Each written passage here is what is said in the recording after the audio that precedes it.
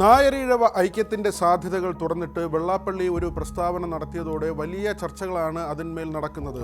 ഇതാദ്യമായല്ല നായരീഴവ ഐക്യത്തെക്കുറിച്ച് ചർച്ചകൾ ഉണ്ടാകുന്നത്. ഒരുപക്ഷെ നാരായണ പണിക്കരുടെയും വെള്ളാപ്പള്ളിയുടെയും സമയത്ത് ഈ ചർച്ചകൾ 20 വർഷം മുൻപ് ആരംഭിച്ചു. അന്നൊരു ഐക്യ രൂപീകരണമുണ്ടായി. പിന്നീട് അത് തട്ടിത്തകരുന്ന സാധ്യതയുമുണ്ടായി. പക്ഷേ അപ്പോഴുമല്ല, അതിനു മുൻപും നായരീഴവ ഐക്യത്തിന് വേണ്ടിയുള്ള ഒരു പരിശ്രമം നടന്നിരുന്നു, കൂട്ടായ യത്നം നടന്നിരുന്നു. അത് മന്നത്ത് പത്മനാഭനും ആർ ശങ്കറും ചേർന്ന് നടത്തിയ പ്രവർത്തനങ്ങളായിരുന്നു. ഹിന്ദു മഹാമണ്ഡലം എന്ന പേരിൽ ഒരു സംവിധാനം രൂപീകരിച്ചുകൊണ്ട് തന്നെയാണ് അന്ന് ഇരു നേതാക്കളും നായരീഴവ ഐക്യത്തിന് വേണ്ടിയുള്ള ഒരു പരിശ്രമം നടത്തിയത്. സ്വതന്ത്ര തിരുവിതാംകൂറിനെ പിന്തുണച്ചുകൊണ്ട് ഇരുവരും പ്രസ്താവന നടത്തണമെന്ന ആവശ്യം അന്ന് സർ CP യുടെ ഭാഗത്തു നിന്നുണ്ടാവുകയും ഈ രണ്ട് നേതാക്കളും പൊതുജനങ്ങളെ അഭിസംബോധന ചെയ്തുകൊണ്ട് അങ്ങനെ സ്വതന്ത്ര തിരുവിതാംകൂറിനെ പിന്തുണച്ചുകൊണ്ടുള്ള പ്രസ്താവന നടത്തുകയും ചെയ്തു.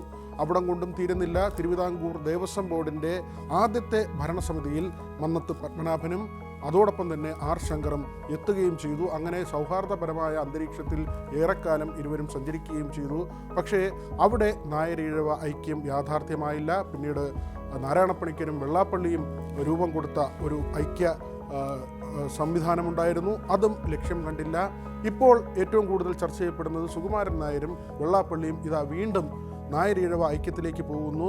പറയുന്നത് നായാടി മുതൽ നസ്രാണി വരെ എന്നതാണെങ്കിലും ഈ രണ്ട് സംഘടനകളും തമ്മിൽ ചേരുക എന്നത് തന്നെയാണ്. അവിടെ തിരഞ്ഞെടുപ്പിന് മുൻപുള്ള ഒരു സഖ്യമായി മാത്രം ഇതിനെ കാണുന്ന നിരവധി പേരുണ്ട്. കാരണം നായരീഴവ ഐക്യം സാധ്യമാകാതെ പോകുന്നതിൻ്റെ അടിസ്ഥാന പ്രശ്നം ഈ രണ്ട് വിഭാഗങ്ങളിലുമുള്ള ജനങ്ങൾ തമ്മിൽ എന്തെങ്കിലും ശത്രുത ഉള്ളതുകൊണ്ടല്ല, മറിച്ച് ഒരു സമുദായം ആവശ്യപ്പെടുന്നത് സാമുദായിക സംവരണവും മറ്റൊരു സമുദായം ആവശ്യപ്പെടുന്നത് സാമ്പത്തിക സംവരണവുമാണ്. NSS കാലങ്ങളായി ഉന്നയിക്കുന്ന ആവശ്യം സാമ്പത്തിക സംവരണമാണ്. കാരണം അവർക്ക് പ്യുവറായി മെറിറ്റിൽ വരേണ്ടി വരുന്നു. 100% മാർക്കുള്ള കുട്ടിക്ക് മാത്രമേ അങ്ങനെ ജോലികൾ ലഭിക്കുന്നുള്ളൂ, പ്രത്യേകിച്ച് സർക്കാർ ജോലികൾ ലഭിക്കുന്നുള്ളൂ എന്ന ഒരു അവസ്ഥ.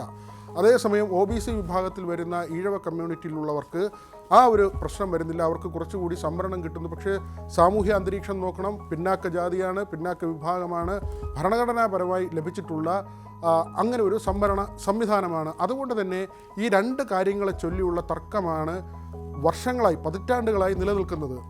ഇതിൽ എന്തുകൊണ്ട് മുസ്ലിങ്ങൾ അല്ലെങ്കിൽ മുസ്ലിം ലീഗ് തങ്ങളെ വഞ്ചിച്ചു എന്ന ഒരു കാര്യം വെള്ളാപ്പള്ളി ആവർത്തിച്ച് പറയുന്നത് അത് നമ്മൾ പരിശോധിക്കുമ്പോഴാണ് OBCയിലാണ് മുസ്ലിങ്ങളും ഈഴവയും ഉൾപ്പെടുന്നത്. അതുകൊണ്ട് സംയുക്തമായി സമരം നടത്തുകയും പിന്നീട് UDF സർക്കാരുകൾ വരുമ്പോൾ മുസ്ലിം ലീഗ് ഈ അവകാശങ്ങൾ മുഴുവൻ കവർന്നു കൊണ്ടുപോവുകയും ചെയ്യുന്നു എന്നതാണ് വെള്ളാപ്പള്ളിയുടെ വളരെ പ്രധാനപ്പെട്ട ഒരു പരാതി.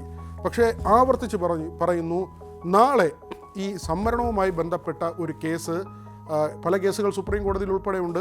ഏതെങ്കിലും ഒരു കോടതിയിൽ ഒരു കേസുണ്ടാവുകയോ അല്ലെങ്കിൽ നിലവിലുള്ള കേസിൽ കോടതിയിൽ വീണ്ടും ഒരു കോടതി നടപടി ഉണ്ടാവുകയോ ചെയ്താൽ അന്ന് തീരുന്നതാണ് ഈ നായരീഴവ ഐക്യം. അതിന് കാരണം നേരത്തെ പറഞ്ഞതുപോലെ തന്നെ സാമുദായിക സംവരണവും സാമ്പത്തിക സംവരണവും എന്ന അടിസ്ഥാന പ്രശ്നങ്ങളിൽ ഊന്നി രണ്ട് ചേരികളിലായി നിൽക്കുന്ന രണ്ട് സമുദായങ്ങളാണ്. അതിന് മാറ്റം വരണം. അവിടെയാണ് മുഖ്യമന്ത്രി പിണറായി വിജയൻ കഴിഞ്ഞ കുറേ വർഷങ്ങൾക്ക് മുൻപ് പറഞ്ഞ ഒരു കാര്യം വളരെ പ്രാധാന്യത്തോടു കൂടി കാണേണ്ടത്. അദ്ദേഹം പറഞ്ഞത് ദീർഘകാല അടിസ്ഥാനത്തിൽ സാമ്പത്തിക സംവരണത്തിലേക്ക് കാര്യങ്ങൾ എത്തും എന്ന് തന്നെയാണ്. അതായത് സാമുദായിക സംവരണം എന്നതിന് ക്രമേണ മാറ്റമുണ്ടാകും. ഇപ്പോൾ പല കുടുംബങ്ങളും വലിയ പട്ടിണിയിൽ നിന്നോ അല്ലെങ്കിൽ പരിതാപകരമായ അവസ്ഥയിൽ നിന്നോ മാറി കുറച്ചുകൂടി മെച്ചപ്പെട്ട നിലയിലേക്ക് വരുന്നു. മാത്രമല്ല സർക്കാർ ജോലികളോടുള്ള ആഭിമുഖ്യം മെല്ലെ കുറഞ്ഞു വരികയാണ്. പങ്കാളിത്ത പെൻഷനോടൊക്കെ വന്നതോടെ അതിനോടുള്ള ഒരു താല്പര്യം കുറയുന്നു. മാത്രമല്ല നമ്മുടെ നാട്ടിലെ കുട്ടികൾ കൂടുതലായി വിദേശ രാജ്യങ്ങളിലേക്ക് പോകുന്നു. മാത്രമല്ല വിദേശത്തു നിന്നുള്ള നിക്ഷേപം വലിയ തോതിൽ ഇന്ത്യയിലേക്ക് വരുന്നു. ഇന്ത്യയിലെ തന്നെ വലിയ പ്രമുഖ കമ്പനികൾ വലിയ തോതിൽ പണം ഇന്ത്യയിൽ നിക്ഷേപിക്കാൻ ശ്രമിക്കുന്നു. അങ്ങനെ ആഭ്യന്തര വിപണി വല്ലാതെ വളരുന്നുണ്ട്. അവിടെ തൊഴിൽ സാധ്യതകൾ ഉയർന്നു വരുന്നുണ്ട്.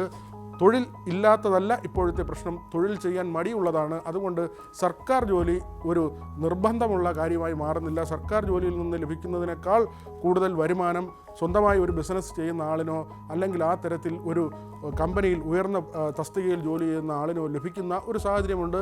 മാത്രമല്ല ഒന്നിൽ കൂടുതൽ ബിസിനസ് ചെയ്യാനുള്ള അവസരങ്ങൾ സ്വതന്ത്രമായി നിൽക്കുന്ന ഒരാൾക്ക് ലഭിക്കും. സർക്കാർ ജോലിക്കാരന് അങ്ങനെ പ്രത്യേകിച്ചൊരു മറ്റൊരു ബിസിനസ്സിലേക്ക് പോകുന്നതിന് നിയമപരമായ തടസ്സങ്ങളൊക്കെ ഉണ്ട്. അത്തരം കാര്യങ്ങളൊക്കെ ഉള്ളപ്പോൾ ഈ സാമ്പത്തിക സംവരണം എന്നതിലേക്ക് കാര്യങ്ങൾ മെല്ലെ മെല്ലെ എത്തുമെന്നത് വസ്തുതാപരമായ കാര്യമാണ്. പക്ഷേ അതിന് കുറേ കാലം കൂടി എടുക്കും എന്ന ഒരു വസ്തുത കൂടിയുണ്ട്. പക്ഷേ ഇപ്പോഴത്തെ ഈ നായർ ഈഴവ ഐക്യത്തെ കാണേണ്ടത് തിരഞ്ഞെടുപ്പുമായി മുൻനിർത്തി തന്നെയാണ്. കാരണം വി ഡി സതീശനെ ലക്ഷ്യം വയ്ക്കുന്ന ഒരു നായർ ഈഴവ ഐക്യം എന്ന് തന്നെയാണ് എല്ലാവരും വിലയിരുത്തുന്നത്. കാരണം വി ഡി സതീശൻ NSSന് അനഭിമതനാണ്. കഴിഞ്ഞ ഉമ്മൻചാണ്ടി സർക്കാരിൻ്റെ സമയത്ത് വി ഡി സതീശന് മന്ത്രിയാകാനുള്ളൊരു സാധ്യത തുറന്നു വന്നതാണ്. പക്ഷേ അന്ന് സുകുമാരൻ നായരുടെ എതിർപ്പ് കാരണം അത് നടന്നില്ല എന്ന വിവരങ്ങൾ പുറത്തു വന്നു.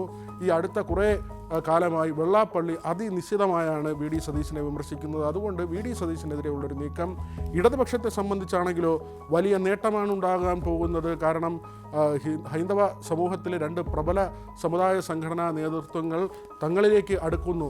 അയ്യപ്പ സംഗമത്തിൽ NSSൻ്റെ പിന്തുണ ലഭിച്ചത് LDFന് ഉണ്ടാക്കിയ നേട്ടം ചെറുതല്ല, അല്ലെങ്കിൽ അവർക്കുണ്ടാക്കി കൊടുക്കുന്ന ആത്മവിശ്വാസം ചെറുതല്ല. പിണറായി മന്ത്രിസഭയിലെ അംഗങ്ങളുടെ എണ്ണം എടുത്താൽ ഏറ്റവും കൂടുതലുള്ളത് നായർ സമുദായത്തിൽ നിന്നുള്ള ആളുകളാണ്. മാത്രമല്ല എയ്ഡഡ് വിദ്യാലയങ്ങളിൽ NSSന് കീഴിലുള്ള സ്ഥാപനങ്ങളിൽ അധ്യാപക നിയമനത്തിന് എല്ലാ തടസ്സവും മാറ്റിക്കൊടുത്തുകൊണ്ട് പിണറായി സർക്കാരിൻ്റെ ഭാഗത്തുനിന്ന് നീക്കമുണ്ടാകുന്നു.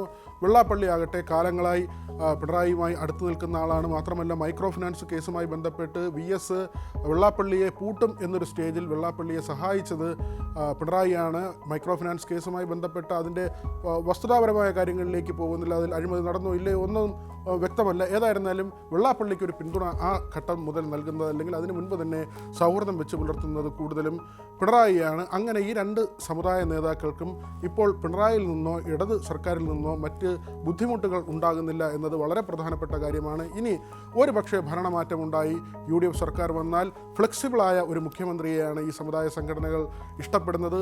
ഒരു പക്ഷേ മുസ്ലിം ലീഗ് പോലും അത് ആഗ്രഹിക്കുന്നുണ്ട്. അതുകൊണ്ട് തന്നെ വി ഡി സതീശന് പകരം കൂടുതൽ ഫ്ലെക്സിബിളായ മുതിർന്ന ഒരു നേതാവ് മുഖ്യമന്ത്രി സ്ഥാനത്തേക്ക് എത്തണമെന്ന ആഗ്രഹമാണ് ഈ സമുദായ നേതാക്കളുടെയൊക്കെ തന്നെ മനസ്സിലുള്ളത്.